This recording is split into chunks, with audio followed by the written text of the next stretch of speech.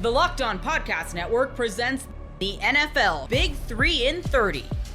The three biggest stories in the NFL from our local experts at the Locked On Podcast Network. We bring you the real story, why it matters, what's next, who wins the big game, and more, all in 30 minutes. The NFL Big 3 in 30 starts now with the biggest story in the NFL.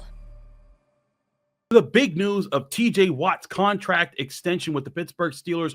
You are Locked On Steelers, your daily Pittsburgh Steelers podcast. TJ Watt has signed a massive, and I mean massive, contract extension with the Pittsburgh Steelers. Omar Khan getting it done in crunch time just before Steelers training camp. Literally, Steelers report to camp next Wednesday. So huge move for the Steelers to keep their number one guy. Now, this has been a talking point, and I mean a major talking point for Steelers fans for months, because this is the last year of TJ Watt's current contract. He was making about $30 million a year.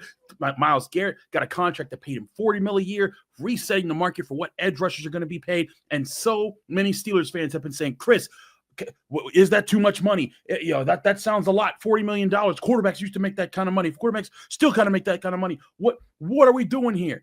Bottom line is, as we've said here on the Locked On Steelers podcast for months, this was always going to be done. I kept telling people, you're worrying about it right now because it's not signed on the dotted line. You don't have everything lined up right in front of you. But TJ Watt was always going to get this deal once the Steelers had everything locked in. I'm pretty sure the Steelers have had an offer out to TJ Watt. There were some things here and there they had to make sure of, but TJ Watt locked it down and was going to sign with the Pittsburgh Steelers. That was always the plan. We talked to his teammates, Alex Highsmith, Nick Herbig. He posted a picture with Nick Herbig earlier today, and we talked to Denzel Martin, his position coach. Everyone said the same thing. They expect TJ Watt to be a Steeler, and not only will he be a Steeler, he'll be showing up to training camp with a deal in hand, no questions asked. So, what does this mean? Well, let's get all the details for this contract first, because that's the really big thing here, right? Is trying to see, okay, how much exactly did TJ Watt get paid? It's a 3-year extension. What does that mean? It means it goes on top of this current year, which was the last year of his contract. So now he is under the Steelers salary cap for the next 4 total seasons, 3 on top of this current season. He is going to be making $123 million off in new money on those next three years. That is going to be a big part of what the Steelers have been looking at. But the bottom line to this is it's a $41 million a year contract. That is how much money TJ Watt is going to make on average on the new 3 years of his deal. And it's also $108 million in guaranteed money. That's a big part of this too, is the guaranteed money. We'll get more into that in a bit. But for those who are sitting there wondering, $41 million, that's a lot of money, Chris.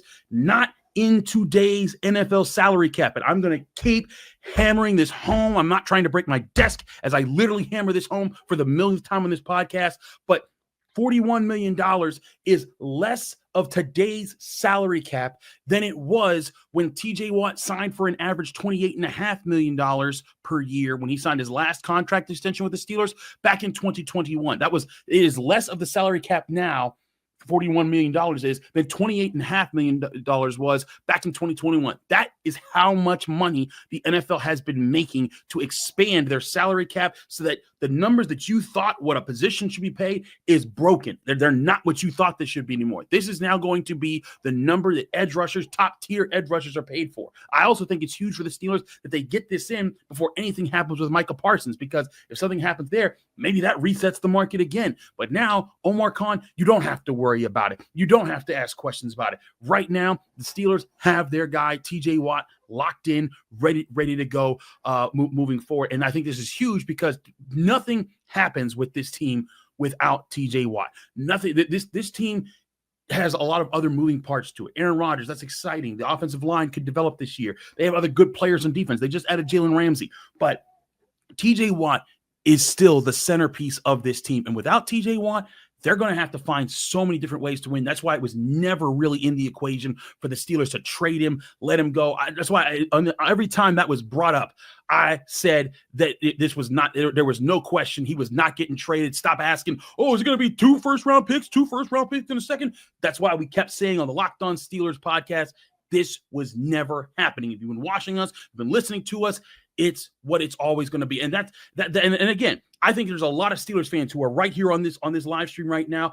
Shout out to everyone who's here with me saying, hey, he earned it. This is money deserved by TJ Watt. This isn't Omar Khan handing out for past work. This guy is still one of, if not the best edge rusher in the NFL, one of still the best defensive players in the NFL. I just did a show yesterday talking about why, since he's been in the league, he has the most sacks, the most tackles for loss, the most forced fumbles, the most pressures, the most quarterback hits of any player in the NFL since he's entered the league. And he did the same year as Myles Garrett. He also has, in that time, the most interceptions and passes defense of any edge rusher in the NFL, any defensive lineman in the NFL. And you would put him in that category, take away defensive backs. He's got the most. He is that guy, and he still is that guy. The question people thought, well, he had 11 and a half sacks last season. Yep. You know what? Teams made him the most blocked and chipped player in the NFL last year. And again, KD, breakpoint, this got ahead of the Micah Parsons deal. Shout out to everyone who's contributing in the chat. I'll try to get to all your questions there because that's a big part of this. But to me, this deal was always going to happen. He is a Steeler through and through. He's an all-time Steeler. He's one of the best players in the league. You don't let those guys go out into the market. You don't trade away those guys when they're locker room guys, when they're leaders, and they're still projected to be the best potential player on the defensive side of the ball in the NFL. Now, again, I think that TJ Watt is. I see some people saying, "Hey, I'm not excited about this because he has to make his money." But I think TJ Watt is going to. I don't see a sign to me that TJ Watt is depressively worse than he had been the last few years. I think towards the end of last season, he dealt with an injury and things happened. And he said, and teams double teamed him and chipped him a lot more than anyone else in the NFL. Even PFF verified that with their new chip stats that they involved in the NFL last season. And I think that led to the Steelers saying, hey, we got to rethink how we do things. We need to reinvest in the defensive line. That's why they drafted Derek Harmon. That's why they drafted Y.A. Black. That's why they say Dana Quale. And that's why I think what they're going to be doing is moving TJ Watt around a lot more. And they're going to try to stop the run more so they can be more aggressive with their pass rushes. But this all plays into the grand plan that the Steelers have been putting in place. And that's TJ Watt was going to be a Pittsburgh Steeler with this newest contract extension. And again, $41 million a year is not what you think. This is not going to be something that bankrupts the Pittsburgh Steelers. They're still in position to make other moves off of that. In fact, as I was saying just on yesterday's episode, I would expect this contract extension to actually open up money in this upcoming year and give the Steelers some more wiggle room to maybe go sign that Julian Blackmon or Justin Simmons, get that extra safety that they could replenish their roster with since they lost Minkah Fitzpatrick in the trade. Or maybe that's some of the money that they spend to go get wide receiver 2 or that swing tackle. But money is coming in, and TJ Watt being part of this deal is a huge step for the Pittsburgh Steelers, a must thing, a must situation that needed to happen for the Pittsburgh Steelers. Ever wish managing your money felt easier? Maybe the Cincinnati Bengals do. With Monarch Money, it can. Whether you're growing your savings or planning a big purchase, Monarch puts you in the driver's seat. It's like having your own personal CFO, giving you full visibility and control over your finances. Monarch Money is more than a budgeting app. It's a complete financial command center. You can track all your accounts, investments, and spending in one place. So in addition to managing your money, you're also building wealth. Take control of your finances with Monarch Money. Use code LOCKEDONNFL at monarchmoney.com for 50% off your first year. That's monarchmoney.com, code LOCKEDONNFL for half off your first year. There's a decision on Rashee Rice. He will play for the Kansas City Chiefs in 2025, but it's better than we thought today. From the land of the free and the home of the Chiefs, this is the Locked On Chiefs podcast. What is Rashee Rice's availability going to look like in this season now that there's a decision? And we will start with the details about what this outcome has rendered on Rashee Rice and what the situation is for him going into training camp in just a few days. It's right down to the wire. I'm Ryan Tracy, the founder of Rogue Analytics and Performance Consulting. You can find my outlets at NFL33.com and RGRfootball.com. You can find my partner, Chris, over at KC Chiefs Corner. Don't miss that. We thank you for being with us and liking, subbing, being here on the YouTube channel, on the audio, wherever you are. And for you everydayers, thank you for making this your team every day that you do by using every outlet available to you, including the text line at 816-357-8781. This is a show that we've been waiting, thought it was going to stay quiet. Quite frankly, getting a sentence, a decision on Rashee Rice caught me off guard today. It's been absolute radio silence, right? Not only a sentence, but like everything is done. Like his civil court cases, his criminal case, it's all done. Yeah. So, I mean, it's kind of shocking. But Seth Kaiser does a great job talking about it, and we'll talk about what really happened here in just a second. But basically everything got done today. All the people that got injured have been made whole, I guess as whole as they can be. And here's where we go from here. Yeah. There's only one thing that's going to linger, and that's for Rashee himself. We'll talk about that here in a second. But this is what happened. After the result of this, Rashee Rice received a sentence today of 5 years probation, 30 days in jail. Doesn't have to be served consecutively and has to be served over the span of that 5-year probationary period. As long as he does that, keeps the rest of his nose clean, which for Kansas City Chiefs fan base is a great thing because he must stay out of trouble for the next 5 years or he gets a felony conviction. So long as he stays clean and finishes that 30 days, there's no felony conviction for him. Felony conviction and likely to go directly to jail. So that's the big key on that is it's not only a felony conviction, he will serve probably hard jail time. And I'm guessing that the prosecutor in this case said, if you do not keep your nose clean, you will be going to jail, and we will be looking for more of a maximum versus the minimum type of sentencing that they could do on something like this. Yeah. Now, that's the headline. That's the big banner across ESPN or whatever it is that is the bottom line. There's details in there. Now, before we even touch any of that, neither of us are lawyers in our day life or anything else, but we're giving you the details so you understand the impact on the player. And I think that the biggest impact is on the player and his mentality going into this season. Total restitution to the victims of the accident, $115K that he will have to pay out. In likelihood, that's the only number that I've confirmed at this point. Have you seen something different? Yes. Seth actually has Chief on the North. Great. If you're wanting more information on this, we'll give you as much as we can. But he talks about how there is also a order from one of the victims that Rice is paying them $1 million. And so that is part of this. That is part of the civil case. But the whole reason that this got done the way it did is all the civil cases basically got settled in the past couple of days. And now the prosecutor is saying, okay, you've taken care of the civil parts of all of this. Now we're going to give you the public and the criminal part of it. And this is your sentence. And one of the keys that's in this, and that's a big question, is he's going to have to serve 30 days jail time sometime in this next 5 years. Don't know when that's going to be. Don't know how it's going to happen or where it's going to happen, but he's going to have to serve 30 days jail time in order to meet his qualifications for the 5 years of probation. Yeah. And ostensibly for his function as a player on this team, this sentence will override his next contract. That is going to be part of the negotiation. So it does have a lasting impact. For him personally, my guess is he serves a week at a time for the next couple of off seasons. So congrats, you won the Super Bowl. Now you're going to jail for a week. That's probably the way that you attack that if you're advising him. Doesn't have to do it that way, but you never know. Yeah, the question is whether or not that's allowed in Texas, and that's not something that I'm sure of. It's possible they'll allow you to do it, or they could make you do it in just the 30 days. Some states don't allow you to break up your sentence like that. So we will see. According to the affidavit and to Matt Derrick's reporting, it does not have to be served consecutively. Okay, thank you. I didn't see that. So yeah. There's all this information coming out, and obviously it's a good thing that it's done. I cannot even begin to emphasize how shocked I am to be talking about this today, because 3 weeks ago when we talked about wide receivers, we specifically said Rashee Rice is likely going to play the entire season in 2025, and a suspension will come in 2026 once the criminal charges got done.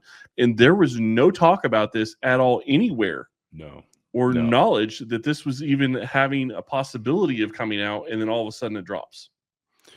And this, I think this is a work in progress, right? This is trying to square it away. According to the DA in Dallas County, they've been working with Rashee, and he's been doing like some PSAs about the dangers of street racing and everything, and they found that he was very cooperative over the top, and that's probably what led to this, what I would say a lessened sentence for significant property damage, if nothing else, in this incident.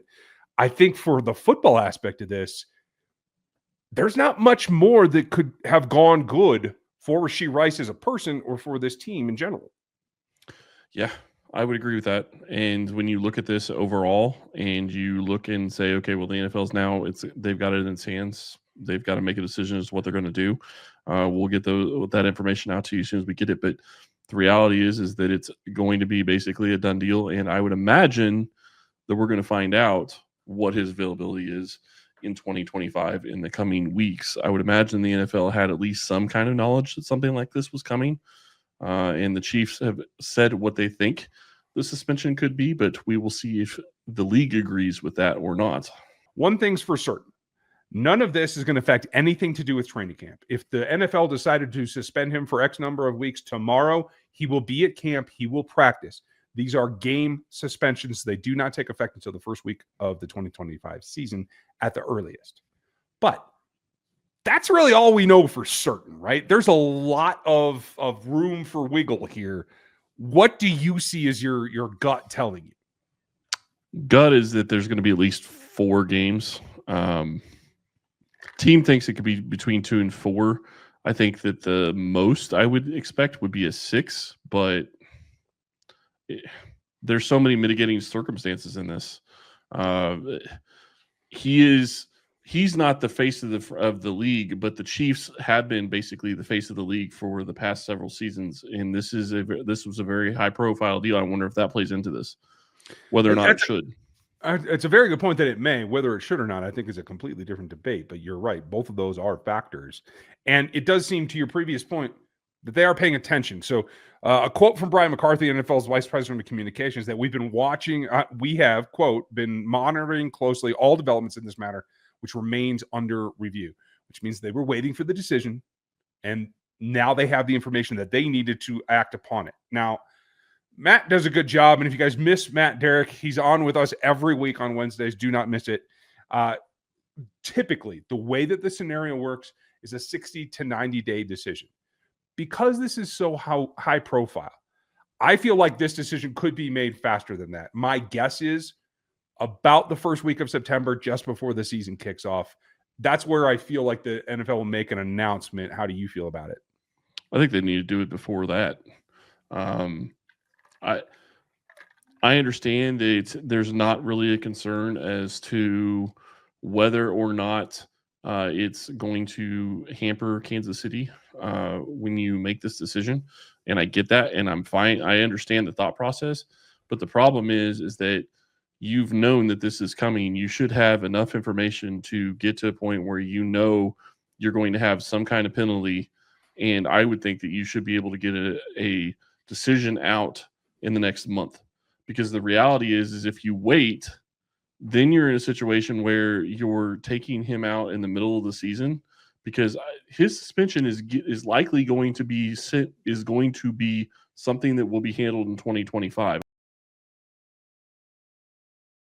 We've all been there, logging on early and waiting forever for concert tickets to go on sale, only to lose your spot for a show you've been dying to see. Live music should be about making memories, not dealing with the stress of ticket shopping. That's where Gametime comes in. Gametime makes getting concert tickets faster and easier than ever. Prices actually drop as it gets closer to showtime, and you can save up to 60% off with their killer last-minute deals. If you're tired of endless scrolling, trying to find the best deals, Gametime's zone deals pick the best seats in your section for you. And with Gametime, the price you see is the price you pay. No hidden fees. Take the guesswork out of buying concert tickets and show tickets with Gametime. Download the Gametime app, create an account, and use code LOCKEDONNFL for $20 off your first purchase. Terms apply. Again, create an account and redeem code LOCKEDONNFL for $20 off.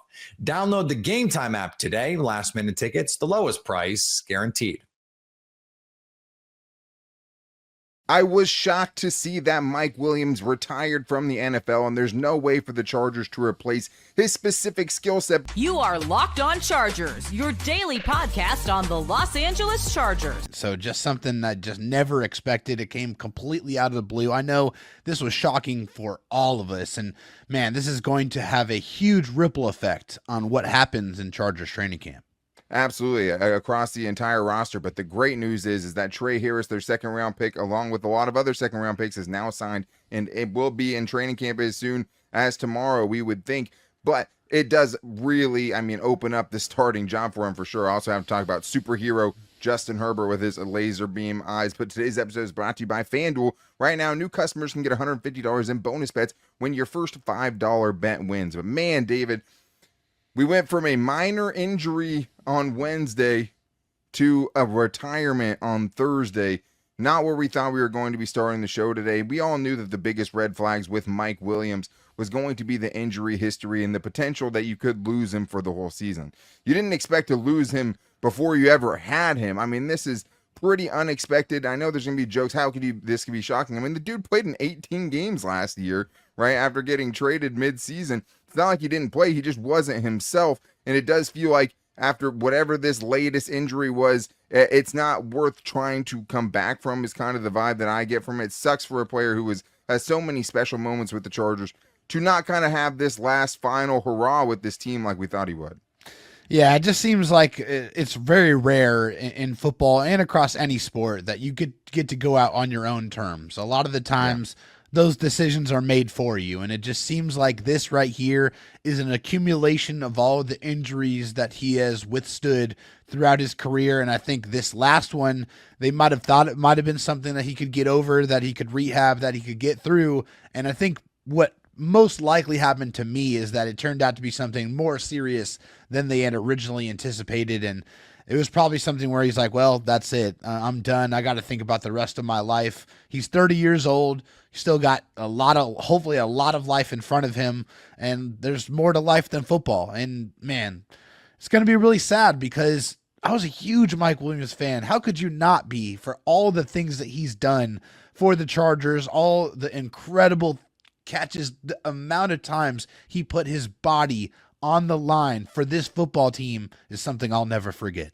Well, especially because him making those big plays was a lot of the reason why he was so banged up constantly, right? Because he was constantly putting his body on the line to get wins in big moments. And I saw someone post a highlight video, a 10-minute long highlight video. I watched it on Twitter. And it's crazy that dude has a 10-minute long, not an easy catch in their highlight video. The entire thing was him making improbable, miraculous catches. And I think it's time to put some respect on his name now that it is him calling it quits. He's a borderline top 10 receiver in Chargers history, and the stats back it up. From the years 2019 to 2022, he averaged 58 catches for 950 yards and about 5 touchdowns per season. That's a hell of a run, especially when they had Keenan Allen on the team pretty much that entire time.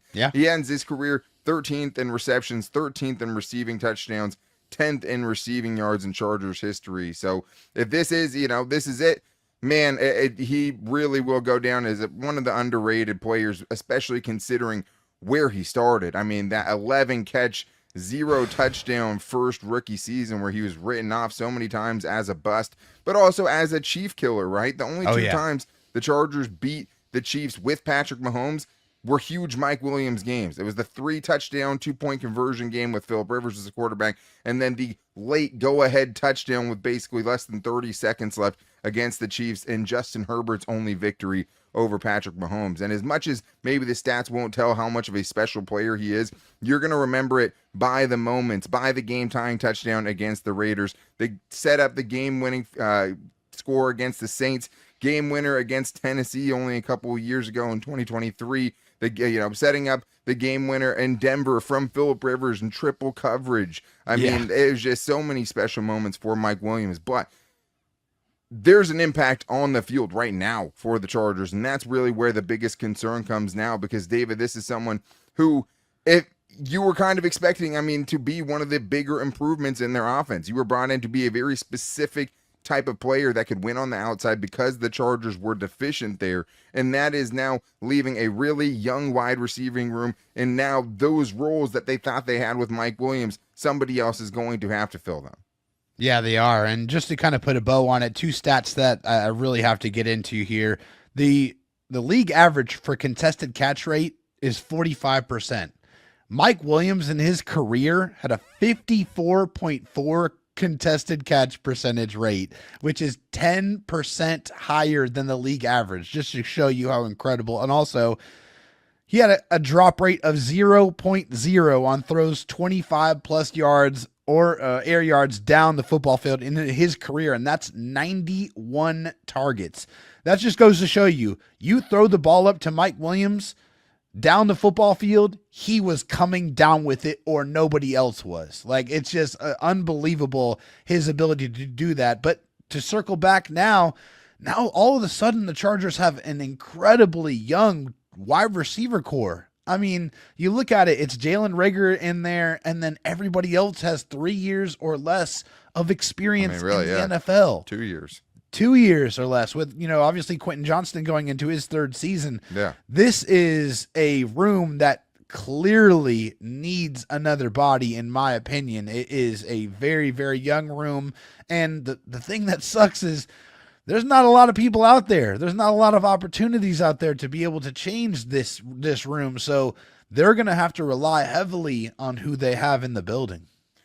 Yeah, I think the thing is, just to put it kind of, in plain terms, this is someone who had a decent chance to be the wide receiver 2 for the Chargers this season, or was at least in the mix for that behind Ladd McConkey, and now you're taking him completely out of the equation, which means more pressure on Quentin Johnston to take that next leap, more pressure on Trey Harris, which we'll talk about now that he's signed too.